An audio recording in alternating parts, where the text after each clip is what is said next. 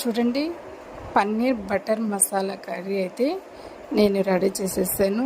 మీకు పూర్తి వీడియో కావాలనంటే మన ఛానల్లో అప్లోడ్ చేస్తున్నానండి. చూడండి, అసలు చాలా అంటే చాలా బాగుంది.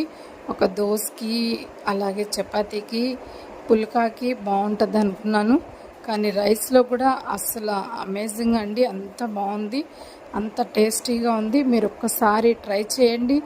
ఇలా చేసి ఇప్పుడు స్కూల్ ఓపెనింగ్ టైం కదా, పిల్లలకు కూడా మీరు చాలా ఎర్లీగా త్వరగా కూడా వాళ్ళకి నచ్చే విధంగా ఇలాంటి కర్రీస్ చేసి పెట్టిన దానివల్ల పిల్లలు అయితే చాలా బాగా ఎంజాయ్ చేసి తింటారు. అందులో మనకి పన్నీర్ కూడా చాలా మంచి హెల్త్ ఇస్తుంది.